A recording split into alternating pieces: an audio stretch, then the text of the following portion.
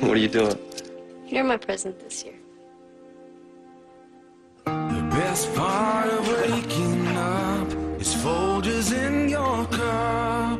お兄ちゃん Usually around this time of year, I like to put out a video talking about something romantic, whether it be a good romance or a sin. That being said though, I'm not one to settle for the same old thing every time.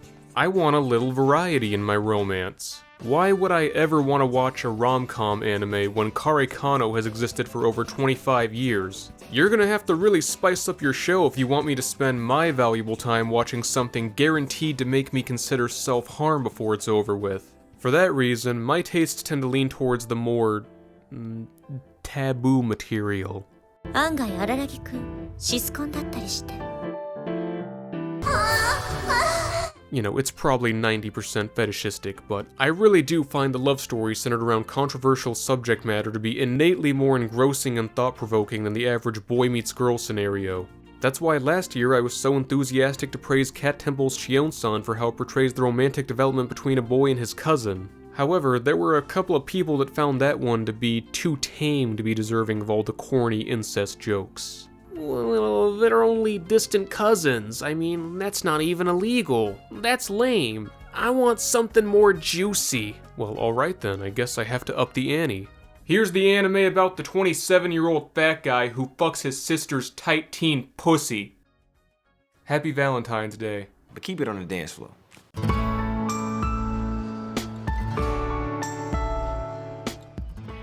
Koi Kaze is a 2004 rom-dram based on the manga by Motoi Yoshida. As previously stated, the series explores the complex relationship between working man Koshiro and his younger sister Nanoka, who has spent the majority of her childhood under her mother's custody until she unexpectedly reappears in Koshiro's life to begin living under the same roof with their father. Initially, Koshiro reacts indignantly to his sister, rejecting her displays of familial affection while generally behaving like a gaping asshole. お兄ちゃん私何かバカねえお兄ちゃんそのお兄ちゃんってのもやめるんだ As time passes by, however, Koshiro finds himself unable to deny his growing attraction to Nanoka, who seems to be experiencing some less than platonic feelings of her own. And eventually he goes to great lengths to distance himself from Nanoka before he inevitably makes some decisions he's bound to regret. It sounds kind of creepy on paper, but you'll find that in execution, it's still kind of creepy on paper. 最近ふと考える妹で抜くってことはそんなにおかしいことなんだろうか A common complaint I've seen tossed around, and you're not gonna believe this shit, is that Koshiro is too ugly, or at least visually unalluring as a male protagonist. He's a big, unshaven, definitely smelly salaryman in a suit that can't resist sniffing his sister's underwear. He looks more like the faceless cock in a bad rape doujin than the lead in a dramatic shoujo love story. I completely understand these complaints, because God forbid I lose my ability to self-insert as an attractive 16-year-old Japanese boy who collects fat-titted sluts like Pokemon with a cute younger sister who just cannot resist his pheromones. I wanna be that guy. This guy's fat and ugly. How am I supposed to jack off to the fantasy of fucking my family members now? What were they thinking? The funny part about all this is that Koshiro would actually make for a much easier self-insert for the people that complained about his design. Okay, got that one taken care of. Who gives a shit what the characters look like? Is the romance at least compelling as much as it is scandalous? Well, here's where I stake my possibly controversial claim. Koi Kaze is the greatest depiction of a taboo romance in not just anime, but possibly all of media. And the reason for that is the same reason why any film or show becomes universally beloved. Sincerity. There's no stupid baka hentai gags. None of that bullshit dumb fuck step bro step sis pussyfooting. And the subject matter is treated for what it is. That being really sensitive and difficult to discuss seriously, like I'm going to try my best to do. What's wrong with you, you pervert? 9 times out of 10, incest in media is used for little more than titillating shock value. Do recall that for the longest time, incest mainly functioned as an easy punchline for making fun of anyone that looked like this. What a freak! You're going to hell, man! Most writers didn't really attempt to present the issue in a meaningful or constructive way because of how challenging it is to say something other than the obvious, ew, that's nasty. Sisters are for hugs, not fugs. Cousins are acceptable though. Koi Kaze pushed the envelope by demonstrating how terrifying it can be when two normal, well-adjusted people are thrust into a situation where nature overpowers their reasoning. Koshiro and Nanoka are brother and sister, but because they were raised in separate environments, the two are practically complete strangers when they reunite. Their parents divorced when Nanoka was only a baby, and for 15 years Koshiro grew into a man who never even knew what his sister looked like. Since the two lack natural biological barriers to incestuous attraction, to condemn their infatuation and eventual sexual interest would be blatantly unfair. Now, I'm not even gonna try to tackle the age gap thing. That's no man's land. Make your own judgment. Like the old saying goes, though, if she's off the clock, she's probably having menstrual cramps. You should be a good brother and support her. With your dick. It's easy to single out Koshiro as a perverted creeper, lusting after his own flesh and blood who barely looks a day out of middle school, but before you cast your stones, do keep in mind that no one shares such a belief more than the man himself. Koshiro feels like complete shit. He hates the fact that he's feeling this way, and it's not like he can go ahead and seek advice from his parents or coworkers lest he risk absolute social suicide.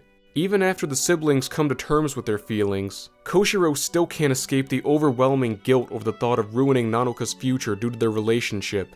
Speaking of which, we can't neglect the fact that aside from Koshiro, Nanoka is the one that actually pushes their relationship into being.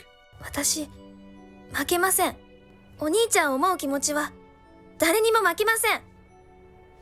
兄弟は好きになっちゃいけないんだよ。 Who wrote this lie? If Koshiro represents the pragmatic adult who fears the avalanche of consequences attached to this romance, Nanoka is the naive young girl living in a fantasy where true love will bypass all social blockades. And this is something she's actually called out for in the story. Who's in the wrong here? Are they both wrong?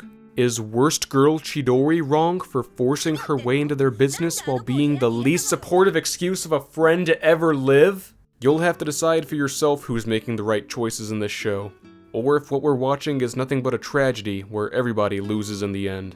If you're anything like me though, you'll be able to look between the uncomfortable sexual tension and see the true beauty of what the story seeks to illustrate.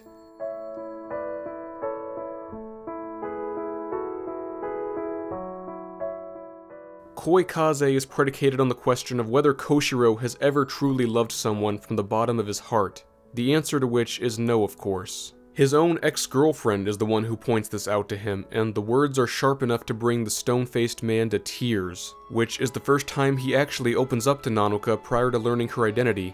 Koshiro struggles to find a reason to continue looking for love in a world where nobody seems capable of reciprocating love. Nanoka is the only person who, for the first time in his miserable life, extends a warm hand and a loving smile. But because of their genetic link, he can't bring himself to accept her love. It's only after Nanoka pursues Koshiro and forces him to open up his heart that the two break down and finally succumb to their emotions.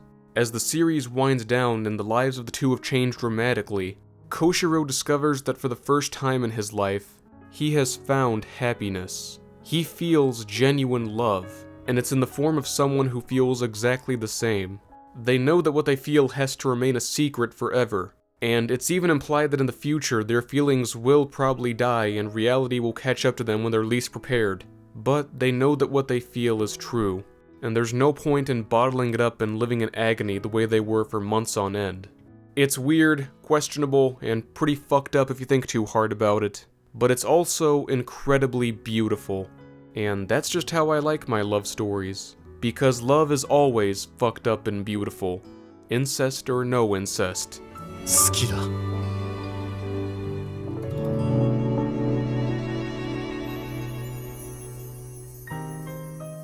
I focused mainly on how the story unfolds in the anime, but this is one title where I highly recommend checking out both the adaptation and the source material if you can. The anime has a quiet, somber tone that matches the seriousness of the subject matter perfectly, and the direction of Takahiro Omori is a pretty great bonus. Did you know he did fucking Bakano after this? Jesus, no, that's a range. There's still quite a bit of material left out from the manga, which actually does a better job of showcasing why Nanoka falls in love with this scruffy, girthy man. Plus the rough artwork, which despite starting off looking less than impressive, manages to become absolutely gorgeous towards the end and does a fantastic job of depicting the unbearable turmoil in Koshiro's soul. You really get a sense that this man is fighting for his life. I promise it's worth your time, especially if the pacing of the anime turns out to be a little too slow for your taste. Although I have to say the progression to sex was handled a little more tactfully in the anime. This is just hilarious. Moral of the story is, don't divorce. Give your kids a proper childhood and proper parenting, or else they're gonna turn into confused, emotionally detached degenerates that set fire to the family tree. Or they'll just kill themselves, you know, whatever comes first. 二人だからわかること言葉じゃなくて微笑むだけ願うだけ静